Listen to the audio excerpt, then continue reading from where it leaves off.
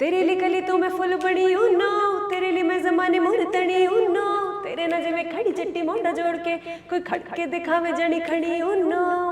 हो तेरे ते मैं मर दे दुआ मैं कर दिया डर दिया जर दिया नित खोरे की मेरा भी तेरे तो बिना लगदा ना जी। गए जो तुम हमें गम तो नहीं है, भुला दे जो तुम्हें वो यार हम नहीं, तुम ही थे ना वो जिसने दिल कहा था। जब बंदा वॉशरूम में होता है ना सबसे ज्यादा ख्याल तब आता है, ये सच्ची बात है।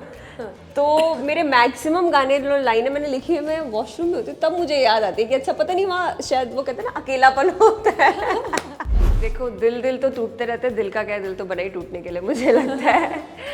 बट एक आर्टिस्ट के लिए बहुत ज़रूरी होता है कि उसको लाइफ के एक्सपीरियंसेस हो ताकि वो अपने गानों में वो इमोशंस जो पोर्ट्रे करना चाहता है उसको पहले खुद पता होने चाहिए। मुझे तुमसे है कितने गिले, तुम कितने दिन बाद मिले, बोलो इतने दिन क्या किया क्या किया क्या किया। हाय गाइस, यू नो आज मेरे साथ कौन है? हाँ, उनके गाने का टाइटल भी यू नो है। Shout out for Shipra Goyal. तेरे लिए कली तो मैं फुल बनी हूँ नो, तेरे लिए मैं जमाने मुर तनी हूँ नो, तेरे नजे में खड़ी चट्टी मोटा जोड़ के कोई खड़के दिखावे जनी खड़ी हूँ नो। हो तेरे ते मैं मर दे दुआ मैं कर दिया डर दिया जर दिया नित खोरे की मेरा भी तेरे तो बिना लगदा ना जी, तेरा ही रहना जट चन्नो छड़ दे वरी। ओहो, तो ये आप इसको किस कैटेगरी में डालोगे? जब यूनो गाना मेरे पास आया था जो दीप जंडू ने बहुत ही अच्छा कंपोज किया है एंड फतेह शेरगिल का लिखा हुआ ये गाना है, so I was like that I have never done rap और rap style singing in my life. So he said कि why not to try, because मेरे गाने ऐसे होते हैं ज़्यादा मेलोडियस और म्यूजिकल होते हैं राइट। यूनो जब मेरे पास आया मुझे ही बड़ा डिफरेंट लगा कि पता नहीं मैं गा पाऊंगी कि इतना फास्ट बोलना है गाना कितना करूँगी। So but at the and मैंने गा लिया and everybody was pretty surprised. Yes, ये गाना आपके रेगुलर गानों से कहते हैं बहुत अलग है। तो ये जैसे आपने बताया कि आप बार रिपीटेटिव वर्ड्स थे, आपको कंटिन्यूसली रैप करना था, कितना चैलेंजिंग था ये सॉन्ग? बहुत ज़्यादा चैलेंजिंग था बिकॉज मैंने रैप स्टाइल सिंगिंग या रैप कभी किया नहीं था, बट एट द एंड सबको अच्छा लग रहा है गाना, सो आई एम हैप्पी। और उसमें आपके लुक भी माशाल्लाह थे। किसने वो सोचा था कि इस तरह का लुक होना चाहिए? और रही बात अगर सिनेमेटोग्राफी की बात करें, आप लोगों ने क्रोमा में उसको शूट किया है गाड़ी पे बैठकर, वो किसका आइडिया था? वो हमारे डायरेक्टर का ऑफ कोर्स आइडिया था कि क्रोमा पे गाना शूट करना है, बट लुक्स अपने सारे गानों के ऑलमोस्ट मैं खुद ही करती हूँ and I have a team which is working around it कि ये ऐसा टाइप का लुक चाहिए, so that is what we did. आज का लुक भी खुद डिसाइड किया? ये आज तो मैं 10 दिन से ट्रैवल कर रही हूँ, आज मैं फाइनली घर जा रही हूँ, तो ये मेरे लास्ट जो कपड़े बचे हुए थे वो मैं पहन के आ गई हूँ आपके पास। Hectic schedule. अच्छा, एक और लेटेस्ट सॉन्ग आपका आया है, आप इस बारे में बता दीजिए। बिल्कुल, Bhari Mehfil, one of my favourite songs. Bhari Mehfil 2.0 हम लोगों ने रिलीज़ किया है and it's a very beautiful melody written and composed by Kunal Varma, जिनके आप गाने सुनते रहते हैं, बहुत आई गई यादें, and he has many more hits in Bollywood. So I feel very lucky कि इतना अच्छा गाना मुझे गाने को मिला, और इस गाने का पहले भी एक वर्जन आया जो कि बब्बू मान जी ने गाया। So it's a very beautiful song and इस वर्जन के लिए बेसिकली हमने उसके लिरिक्स सारे दोबारा लिखे हैं एंड उसको एक लड़की के पॉइंट ऑफ व्यू से गाने को प्रेजेंट किया है and I am wearing a sari in the song which is the first time I am wearing it on screen. So बस सारे उसको प्यार दो, अभी भी रिलीज हुआ था ना। या साड़ी में तो वैसे भी लड़कियां खूबसूरत लगती है, तो ये सुपर डुपर हिट जाने ही वाला है। एक और चीज मैं आपसे, इसमें गायकी भी अच्छी है। तो नेक्स्ट क्वेश्चन तो आपको पता ही होगा कि मैं आपको क्या बोलूंगी, मैं आपको कहूंगी कि प्लीज फरमाइश में करूंगी। गए जो तुम हमें गम तो नहीं है, भुला दे जो तुम्हें वो यार हम नहीं, तुम ही थे ना वो जिसने दिल कहा था या तुम झूठे हो या सीने में दिल नहीं, तुम्हें हम चाहते थे चाहते हैं, ना जाने क्यों ये रिश्ता टूटता नहीं।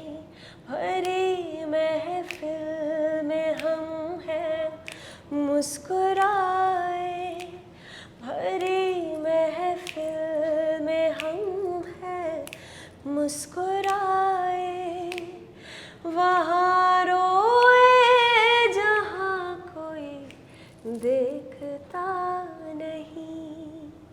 क्या बात, क्या इस गाने में बहुत सारा दर्द महसूस हो रहा है मुझे। और ये एक मिथ भी है, कहते हैं कि एक सैड सॉन्ग गाने के लिए उसका इंस्पिरेशन ही होता है कि आपको दिल दुड़वाना पड़ता है पहले। ऐसा कुछ हुआ है शिप्रा के साथ? देखो, दिल तो टूटते रहते हैं, दिल का क्या है, दिल तो बना ही टूटने के लिए मुझे लगता है। बट एक आर्टिस्ट के लिए बहुत ज़रूरी होता है कि उसको लाइफ के एक्सपीरियंसेस हो, ताकि वो अपने गानों में वो इमोशंस जो पोर्ट्रे करना चाहता है उसको पहले खुद पता होने चाहिए। तो वो उसके बाद फिर कहते हैं दिल टूटता, बंदा शायरी लिखने लग जाता है, बंदा राइटर बन जाता है, बंदा सिंगर बन जाता है, कोई पेंटर बन जाता है। सो बहुत सारे बेनिफिट्स हैं। आपने कई सारे आर्टिस्ट के साथ कोलैब किया है, कोई एक और आर्टिस्ट आप सोचो नेक्स्ट गाने के लिए कि इनके साथ मेरा कोलैबोरेशन होना ज़रूरी है? लाइक आई विश, ऐसे मैनिफेस्ट करते हैं आज हम। मैनिफेस्ट, मैं हर अच्छे जो आर्टिस्ट है मैं उनकी कदर करती हूँ, अच्छे म्यूजिक की मैं कदर करती हूँ। सो ज़रूरी नहीं है कि बहुत नामी आर्टिस्ट होना चाहिए।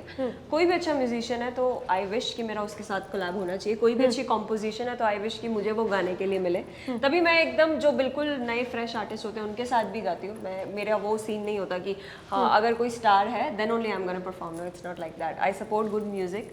सो और ये भी कहा जा रहा है कि सिंगर्स ना कहीं जो अपकमिंग सिंगर्स आ रहे हैं जितने भी, वो ऑडियंस की नफ्स पकड़ लेते हैं। उन्हें पता है कि क्या ऑडियंस को फिलहाल अभी पार्टी सॉन्ग की ज़रूरत है या थोड़ा सैड सॉन्ग, मेलोडी सॉन्ग चाहिए। आपके दिमाग में भी क्या चल रहा है? लाइक हम देख रहे हैं तो आपके सॉन्ग्स बहुत वर्सेटाइल है कुछ। जी, अभी भरी महफिल इज़ अ हिंदी सॉन्ग, इसके लिरिक्स हिंदी में, ज़्यादातर मेरे गाने पंजाबी में होते हैं।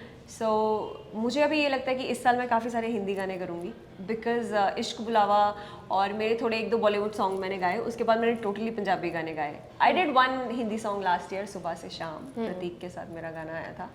बट अभी इस साल मेरे जो प्लान्स हैं वो हिंदी गाने थोड़े और करने के हैं।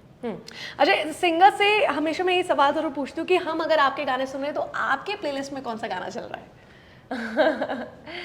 यार, मेरी प्लेलिस्ट में कौन सा गाना चल रहा है? मैं पुराने गाने सुनती रहती हूँ, बिकॉज आजकल का म्यूज़िक तो खुद बनाते हैं, तो उससे जब भी रिफ्रेश होना होता है तो कोई ना कोई पुराना गाना, जैसे 90s के गाने मुझे बहुत पसंद है। यार बहुत ही सारे हैं, मतलब बहुत ही सारे हैं।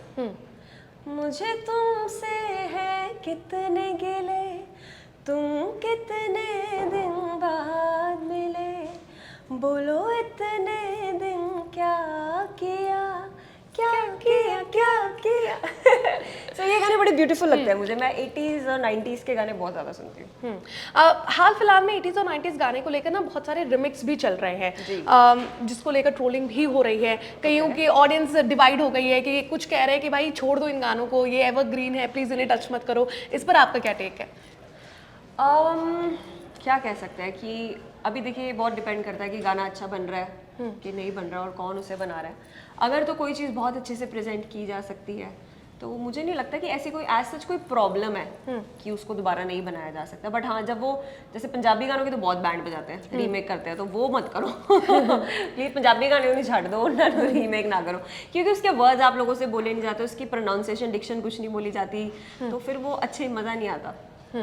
ओके, जैसे हम मूवीज़ में देखते हैं नेपोटिज्म को लेकर बार बार सवाल उठते हैं। कोई भी जो बॉलीवुड बैकग्राउंड से अगर किड आता है, उसकी फिल्म आती है, तो उस पर नेपोटिज्म पर सवाल उठते हैं कि म्यूज़िक इंडस्ट्री में भी, क्योंकि आप भी म्यूज़िक इंडस्ट्री से ताल्लुक़ नहीं रखती, आपने अपनी खुद की पहचान बनाई है, आपके लिए मुश्किल था? और क्या ये नेपोटिज्म फैक्टर म्यूज़िक इंडस्ट्री में भी देखने को मिला?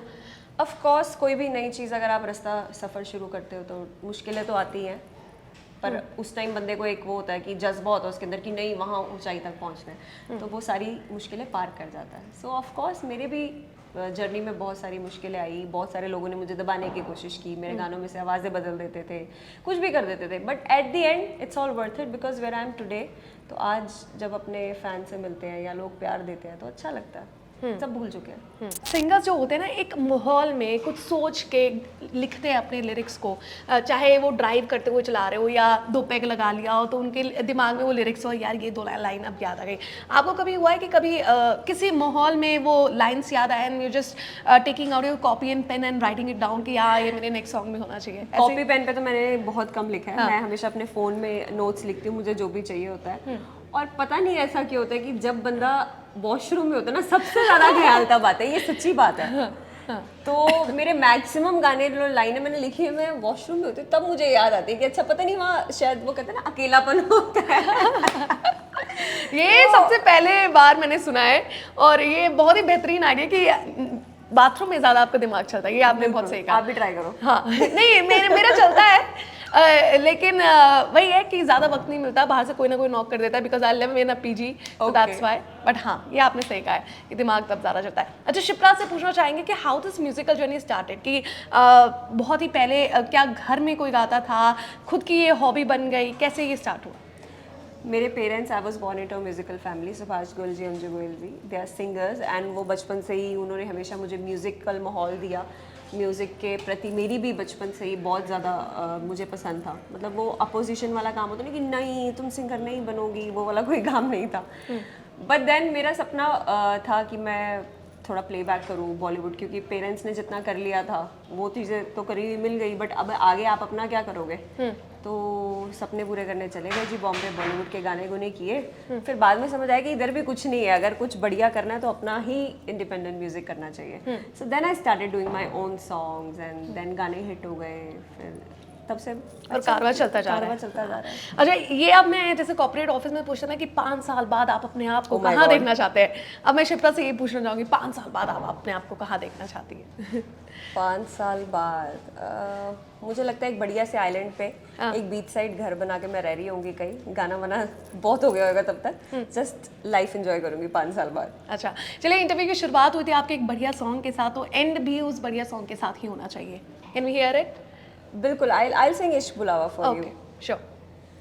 इता नजरा नजरा दी गल वे तू भी सुन ले जरा, मैं ता कोल तेरे रहना, मैं ता कोल तेरे रहना, मैं ता बैठी कोल तेरे, तेनू तकदी रवा नैना च तेरे, मैं वसदी रवा तेनू तकदी रवा। बहुत बेहतरीन, thank you very much talking to us. Thank you so much.